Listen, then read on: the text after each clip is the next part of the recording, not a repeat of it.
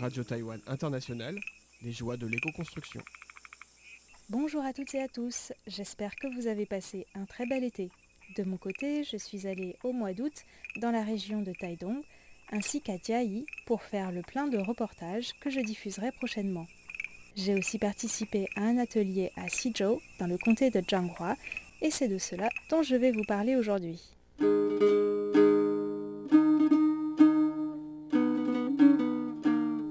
Vous vous souvenez, les dernières émissions étaient consacrées au tokatsu, les maisons traditionnelles en adobe ou briques de terre crue. Cette fois-ci, je vais vous parler d'un autre type de maison traditionnelle que l'on peut parfois trouver dans la campagne taïwanaise. Ces maisons ont une structure en bois ou en bambou et les murs sont en lamelles de bambou recouvertes de torchis, c'est-à-dire un mélange de terre argileuse et de paille. Cette technique s'appelle Zhubianjianiqiang, littéralement mur en terre argileuse et bambou tressé. L'atelier auquel j'ai participé m'a permis de découvrir une technique qui y ressemble beaucoup. Mais au lieu d'être tressées, passées les unes en dessous des autres, les lamelles de bambou sont nouées à l'aide d'une ficelle de lin avant d'être recouvertes de torchis. Cette technique s'appelle xiaobi, littéralement les petits murs qui dansent. Je reviendrai sur cette appellation originale tout à l'heure. C'est une technique d'origine japonaise qui s'est répandue à Taïwan pendant la colonisation. Les murs sont ensuite enduits à la chaux, ce qui leur donne une couleur blanche et l'on ne voit plus la terre ni les lamelles de bambou, sauf si la maison est endommagée.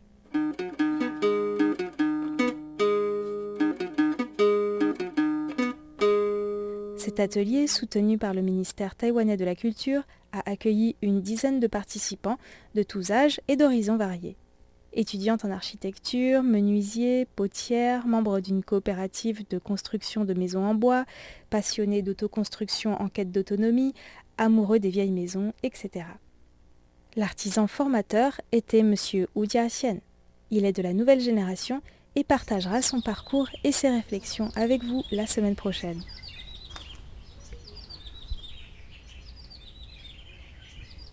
Mais revenons à l'atelier. Il était organisé par l'association d'éducation à l'environnement Taiwan Jishi Chunyuan Xiehui dans un lieu magnifique qui s'appelle Chunyuan. C'est une petite forêt plantée il y a 20 ans par l'écrivain Wu Sheng sur l'ancienne rizière de ses parents. Ce lieu accueille parfois les classes en plein air d'une école alternative locale ou d'autres activités. L'architecte spécialiste du bambou Gan Mingyuan y a monté quelques grandes tentes sur des structures en bambou. C'est dans l'une de ces constructions temporaires que s'est déroulé l'atelier. On ne pouvait pas rêver d'endroit plus approprié. C'est un vrai plaisir de travailler dans la forêt. En plus, c'est un lieu parfait pour les expérimentations en éco-construction. Après avoir enlevé une partie de la tente, il ne restait plus qu'à construire les murs qui seraient temporaires puisqu'il s'agit plutôt d'un lieu d'expérimentation. Nous avons construit un mur fixé à la structure en bambou de la tente et un autre fixé à une structure en bois qui avait été préparée par le professeur avant l'atelier pour gagner du temps. C'est parti, je vous explique comment nous nous y sommes pris. Tout d'abord, il faut préparer les matériaux. Nous avons utilisé du bambou déjà traité, fourni par l'entreprise de l'architecte Gan Mingyuan. Petit rappel, si le bambou est exposé au soleil et à la pluie, il s'abîme au bout de quelques années. Mais quand il est protégé à l'intérieur d'un mur en terre, qui régule naturellement le niveau d'humidité, le bambou peut très bien se conserver plus d'une centaine d'années, mais il vaut mieux que le bambou ait été traité au préalable.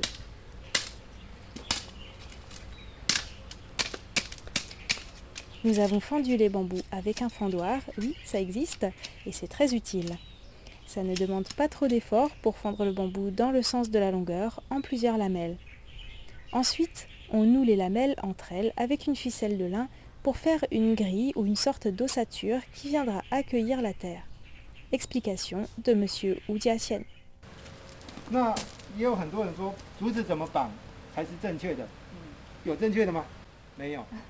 Comment doit-on s'y prendre pour nouer les lamelles en bambou? Y a-t-il une manière correcte de le faire? Non, il n'y en a pas. Chaque artisan fait comme il veut. Le plus important, c'est que la grille de lamelles en bambou soit bien solide. En ce qui concerne la distance entre les lamelles, on ne peut pas mesurer à chaque fois, ça prendrait trop de temps. Donc on utilise les doigts. On laisse l'équivalent de 2 doigts entre les lamelles verticales et 3 doigts entre les lamelles horizontales. Cet espacement permet à la terre argileuse de s'agglutiner et d'être bien accrochée au bambou lorsqu'on l'applique ensuite des 2 côtés du mur en même temps. Nouer les lamelles une par une, ça prend beaucoup de temps, mais il ne faut pas voir ça que du mauvais côté. Techniquement, ce n'est pas difficile, donc ça permet de discuter en travaillant ou de laisser vagabonder son esprit. 竹编夹影响就是台湾比较早期传统的一个民众民居的建筑。 La technique de tressage du bambou et de remplissage des murs en terre était utilisée par les gens ordinaires autrefois. Les gens s'entraidaient pour construire leur maison. La technique que nous apprenons dans cet atelier est un peu différente. C'est la technique japonaise qui a commencé à se développer à Taïwan pendant la période de la colonisation. Par la suite, elle a été de plus en plus utilisée parce qu'elle est plus solide. La technique xiaobi est donc plus longue à construire que Zhubianjianiqiang, mais elle est plus solide parce que la terre adhère mieux à l'ossature. Par ailleurs, les lamelles de bambou sont solidement nouées entre elles, mais l'ossature dans son ensemble garde une certaine flexibilité. Sur les côtés, elle est encastrée dans une fente le long du cadre en bois, mais pas complètement. De même, si le cadre est en bambou, il y a aussi un petit espace vide sur les côtés de l'ossature qui ne touche pas vraiment les poteaux. Ces quelques millimètres de jeu permettent au mur de danser, entre guillemets, en cas de séisme. Bon, en utilisant le mot danser, c'est moi qui extrapole un peu. C'est vrai que littéralement, en chinois, xiaobi signifie petit mur qui danse. Mais c'est une expression qui vient du Japon et les caractères n'ont pas forcément le même sens en japonais. À l'origine en chinois, ou signifie danser, mais peut aussi signifier flexible. Je pense que les Japonais ne s'y sont pas trompés en utilisant ce caractère. Écoutez le témoignage de Monica qui a participé à ce stage. Ce qui m'impressionne le plus dans la maison de ma grand-mère, c'est qu'elle a plus de 80 ans et qu'elle a survécu au tremblement de terre. En plus, elle est située tout près de Titi, l'épicentre du grand séisme de 1999. J'ai demandé à ma grand-mère si elle a eu peur. Elle m'a raconté qu'elle était allongée, elle a regardé les murs bouger et puis c'est revenu à la normale. Elle ne s'est même pas levée. Cette vieille maison, dont la structure est en bambou, a donc résisté à un séisme de plus de 7 degrés. Impressionnant, n'est-ce pas ? Monsieur Wu Jiaxian précise toutefois que le plus important, c'est d'avoir une structure ou une charpente en bois ou en bambou qui soit bien faite. C'est encore plus important que les murs pour résister aux typhons et aux tremblements de terre. Maintenant, passons au torchis. Emma Liao, à qui j'ai déjà consacré des émissions, a fourni de la terre argileuse mélangée à du sable. C'était prêt à l'emploi, donc nous n'avons pas eu besoin de faire des tests en amont pour déterminer la proportion adéquate de terre et de sable. Il y avait 2 types de matériaux, l'un pour le remplissage et l'autre pour une deuxième couche plus fine. Il ne restait plus qu'à les mélanger à de la paille coupée en petits morceaux pour faire du torchis. Le foulage, vous connaissez maintenant. Avec ou sans les bottes, c'est toujours aussi marrant. La technique de remplissage des murs ressemble beaucoup à celle que l'on utilise pour les maisons alsaciennes près de là où j'ai grandi.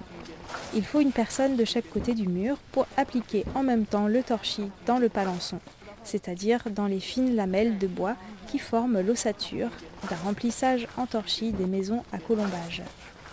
C'est important de le faire en même temps des 2 côtés pour que la terre soit bien compressée autour des lamelles de bambou à Taïwan ou de bois en France. Il y a plein de détails importants. Par exemple, pour la deuxième couche, il faut délimiter avec du scotch de couleur jusqu'où on peut aller, sinon on risque de se retrouver avec des murs pas très plats. Il faut aussi encastrer des fils de lin ou de chanvre dans la terre parce que ces fibres renforcent la solidité du mur. C'est ce que vous verrez sur les photos du site internet de RTI, ça ressemble un peu à des cheveux blonds sur les murs. Il faut que la deuxième couche de terre soit bien plate, donc nous nous sommes entraînés à utiliser le platoir. Ce n'est pas qu'un geste de la main à acquérir, il y a toute une manière de placer son corps. Il faut le faire pour comprendre en fait. En plusieurs jours, on peut déjà s'améliorer, mais il faut vraiment pratiquer longtemps pour que les gestes deviennent vraiment fluides. Et je pense même qu'ensuite, un peu comme la calligraphie chinoise, ça peut devenir une sorte de kung-fu, c'est-à-dire un alignement de l'esprit, du geste et de la respiration. Le lendemain, nous avons passé un plâtoir en bois sur cette deuxième couche de terre pour la rendre plus rugueuse. Cela permet à la chaux de mieux s'accrocher. La chaux, c'est une poudre blanche obtenue par calcination du calcaire. Comme nous ne pouvions pas attendre que la terre sèche sur les murs, nous avons d'abord appliqué une couche de chaux qui était mélangée à du sable avant la couche de chaux pure. Sans cette couche intermédiaire, la chaux se serait mélangée à la terre humide, ce qu'il vaut mieux éviter. Nous avons utilisé de la chaux hydraulique importée du Japon, prête à l'emploi. Il suffit de la mélanger à de l'eau et hop, elle est prête. On a environ une demi-heure pour l'appliquer sur le mur avec le plâtoir avant qu'elle ne se solidifie. En réalité, nous étions nombreux à préférer les murs couleur terre aux murs de chaux qui sont blancs. Mais la chaux à Taïwan, c'est important, parce que ça permet de rendre les murs étanches à l'eau de pluie tout en laissant passer la vapeur d'eau. Contrairement au ciment, les murs recouverts de chaux respirent. Cela permet à la terre de réguler le niveau d'humidité, l'une des raisons du confort thermique dans ces maisons traditionnelles.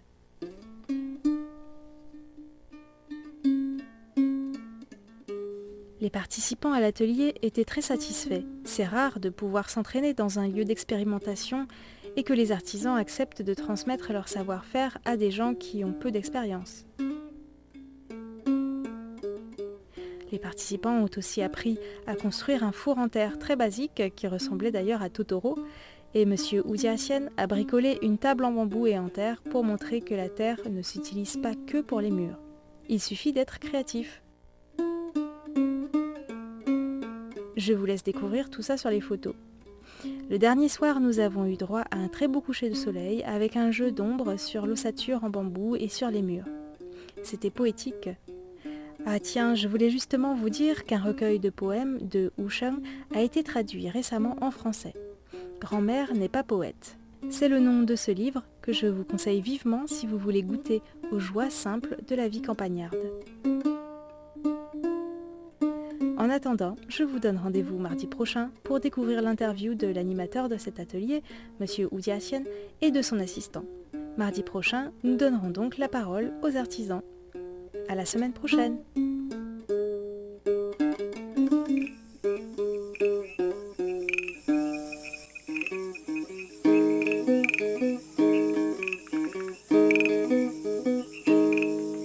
Radio Taïwan International, les joies de l'éco-construction.